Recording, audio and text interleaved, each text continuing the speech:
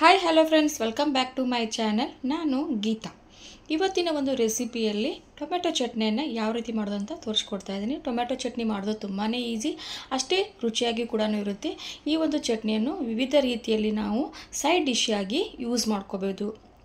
ದೋಸೆ ಆಗಿರ್ಬೋದು, ಇಡ್ಲಿ ಆಗಿರ್ಬೋದು, ರೈಸ್ ಆಗಿರ್ಬೋದು, ಚಪಾತಿ ಆಗಿರ್ಬೋದು, ಯಾವುದಕ್ಕೆ ಬೇಕಾದರೂ ನೀವು ಯೂಸ್ ಮಾಡ್ಕೋಬೋದು. ಇವಾಗ ಚಟ್ನಿಯನ್ನು ಹೇಗೆ ಮಾಡೋದು ಅಂತ ನೋಡ್ಕೊಂಬರೋಣ. ನಾನು ಇಲ್ಲಿ ಒಂದು 3 ಟೊಮೆಟೊನ ತೊಗೊಂಡಿದ್ದೀನಿ. ಫ್ರೆಶ್ ಆಗಿರ್ತಕ್ಕಂಥ ಟೊಮೆಟೊ, ಇದನ್ನು ತೊಳೆದ್ಬಿಟ್ಟು ತೊಗೊಂಡಿದ್ದೀನಿ. ನೀವು ಯಾವ ಕ್ವಾಂಟಿಟಿಗೂ ಮಾಡಬೇಕಂತ ಅಂದ್ಕೊಂಡಿದ್ರೆ ಆ ಕ್ವಾಂಟಿಟಿಯಲ್ಲಿ ನೀವು ಟೊಮೆಟೊನ ತೊಗೋಬೋದು. ನಾನಿಲ್ಲಿ ರಫಾಗಿ ಟೊಮೆಟೊನ ಕಟ್ ಮಾಡ್ಕೊಂಡಿದ್ದೀನಿ. ಇದಕ್ಕೆ ನಾನು ಒಂದು 4 ಬೆಳ್ಳುಳ್ಳಿ, ಶುಂಠಿ, ಆಮೇಲೆ ಒಂದು ಸ್ವಲ್ಪ ಹುಣಸೆಹಣ್ಣು, ಆಮೇಲೆ ಒಂದು 2 ಹಸಿಮೆಣಸಿನ್ಕಾಯನ್ನ ಯೂಸ್ ಮಾಡ್ತಾಯಿದ್ದೀನಿ. ಇದು ಖಾರ ತುಂಬಾ ಇದೆ, ಅದಕ್ಕೋಸ್ಕರ 2 ಯೂಸ್ ಮಾಡ್ತಾಯಿದ್ದೀನಿ. ನೀವು ತೊಗೊಂಡಿರ್ತಕ್ಕಂಥ ಹಸಿಮೆಣಸಿನ್ಕಾಯಿ ಖಾರ ಇಲ್ಲ ಅಂತಂದರೆ ನೀವು ಜಾಸ್ತಿ ಯೂಸ್ ಮಾಡ್ಕೋಬೋದು. ಇವಾಗ ಅವೆಲ್ಲ ನಾವು ಸಾಮಗ್ರಿಗಳನ್ನು ಈ ಮಿಕ್ಸಿ ಜಾರಲ್ಲಿ ಹಾಕ್ಕೊಂಡು ನಾವು ಸಾಫ್ಟ್ ಆಗಿರ್ತಕ್ಕಂಥ ನಾವು ಈ ಚಟ್ನಿಯನ್ನು ರೆಡಿ ಮಾಡ್ಕೋಬೇಕು. ಇದಕ್ಕೆ ಯಾವುದೇ ಕಾರಣಕ್ಕೂ ನೀರನ್ನು ಸೇರಿಸಬಾರ್ದು. ನೀರು ಸೇರಿಸದೇ ಈ ರೀತಿ ನಾವು ಸಾಫ್ಟ್ ಆಗಿರ್ತಕ್ಕಂಥ ಪ್ಯೂರಿ ಟೈಪಲ್ಲಿ ನಾವು ಇದನ್ನು ರೆಡಿ ಮಾಡ್ಕೋಬೋದು. ಮತ್ತು ಏನಾದರೂ ಮಧ್ಯದಲ್ಲಿ ದಪ್ಪಾಗಿ ಅಂತ ಉಳ್ಕೊಂಡಿದ್ರೆ ನೀವು ಇನ್ನೊಂದು ಸತಿ ನೀವು ಅದು ಗ್ರೈಂಡ್ ಮಾಡ್ಕೋಬೋದು.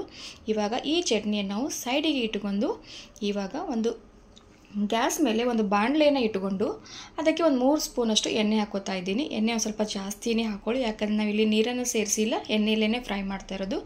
ಎಣ್ಣೆ ಚೆನ್ನಾಗಿ ಕಾದ್ಮೇಲೆ ಒಂದು ಸ್ವಲ್ಪ ಅರ್ಧ ಸ್ಪೂನಷ್ಟು ಸಾಸಿವೆ, ಒಂದು ಚಿಟಿಕೆಯಷ್ಟು ಇಂಗು ಮತ್ತು 1 ಕಡ್ಡಿ ಎಸಳಷ್ಟು ಕರಿಬೇವನ್ನು ಹಾಕ್ಕೊಂಡು ಫ್ರೈ ಮಾಡ್ಕೋತಾ ಇದ್ದೀನಿ.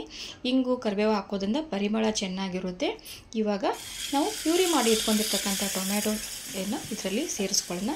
ಇವಾಗ ನಾವು ಕಡಿಮೆ ಉರಿಯಲ್ಲಿ 3 ರಿಂದ 4 ನಿಮಿಷ ನಾವು ಬೇಯಿಸ್ಕೋಬೇಕು. ಎಷ್ಟು ಚೆನ್ನಾಗಿ ನಾವು ಬೇಯಿಸ್ಕೊತ್ತೆ ಇದು ತುಂಬ ದಿನದವರೆಗೆ ಬಾಳಿಕೆ ಬರುತ್ತೆ. ಯಾಕಂದರೆ ನಾವು ನೀರನ್ನು ಇಲ್ಲಿ ಸೇರಿಸೇ ಇಲ್ಲ, ಅದಕ್ಕೋಸ್ಕರ ಇದು ಬೇಗನೆ ಕೆಡೋ ಚಾನ್ಸಸ್ ಅನ್ಕ ಇರುವುದಿಲ್ಲ. ಇವಾಗ ಉಪ್ಪನ್ನು ಹಾಕ್ಕೊಂಡು ಆಮೇಲೆ ಸ್ವಲ್ಪ ನಾನು ಬೆಲ್ಲನ ಸೇರಿಸ್ಕೋತಾ ಇದ್ದೀನಿ. ಬೆಲ್ಲ ಯಾಕೆ ಹಾಕಬೇಕು ಅಂತಂದರೆ ಇನ್ನು ಟೊಮೆಟೊ ಹುಳಿ ಇದ್ದ ಜಾಗದಲ್ಲಿ ಇದು ಬ್ಯಾಲೆನ್ಸ್ ಮಾಡುತ್ತೆ, ಅದಕ್ಕೋಸ್ಕರ ನಾನು ಹಾಕೋತಾ ಇದ್ದೀನಿ. ಮತ್ತು ರುಚಿನೂ ಕೂಡ ಅಷ್ಟೇ ಸಖತ್ತಾಗಿರುತ್ತೆ. ನಿಮ್ಗೆ ಬೇಡ ಅಂತಂದರೆ ಸ್ಕಿಪ್ ಮಾಡ್ಕೋಬೋದು. ನಾನಿವಾಗ ಕಡಿಮೆ ಉರಿ ಇಟ್ಕೊಂಡು 3 ರಿಂದ 4 ನಿಮಿಷ ಬೇಯಿಸ್ಕೊಂಡಿದ್ದೀನಿ. ಇವಾಗ ಟೊಮೆಟೊ ಚಟ್ನಿ ರೆಡಿಯಾಗಿದೆ. ಇವಾಗ ಒಂದು ಬೌಲ್ಗೆ ನಾನು ಸರ್ವ್ ಮಾಡ್ಕೋತಾ ಇದ್ದೀನಿ. ನೋಡ್ತಾ ಇದ್ದೀರಲ್ಲ ಈಸಿಯಾಗಿ ನಾವು ಟೊಮೆಟೊ ಚಟ್ನಿನ ಹೇಗೆ ಒಂದು 5 ನಿಮಿಷದಲ್ಲಿ ಮಾಡ್ಕೊಂಡಿವಂತ. ಈ ಚಟ್ನಿನ ನೀವು ಮಾಡಿ ಸ್ಟೋರ್ ಮಾಡಿ ಇಟ್ಕೊಂಡ್ರೆ ಯಾವಾಗ ಬೇಕಾದರೂ ನೀವು ಸೈಡ್ ಡಿಶ್ ಆಗಿ ದೋಸೆ, ಇಡ್ಲಿ, ರೋಟಿ, ಚಪಾತಿಗೆ ಆರಾಮಾಗಿ ಯೂಸ್ ಮಾಡ್ಕೋಬೋದು. ತುಂಬಾ ಈಸಿ, ತುಂಬಾ ಟೇಸ್ಟಿ. ಹಾಗಾದರೆ ಈ ಒಂದು ನಿಮಗೆ ವಿಡಿಯೋ ಇಷ್ಟ ಆಗಿದ್ರೆ ಲೈಕ್ ಮಾಡಿ, ಶೇರ್ ಮಾಡಿ, ಸಬ್ಸ್ಕ್ರೈಬ್ ಆಗೋದನ್ನು ಮರಿಬೇಡಿ. ಹಾಗಾದರೆ ಥ್ಯಾಂಕ್ ಯು ಫಾರ್ ವಾಚಿಂಗ್.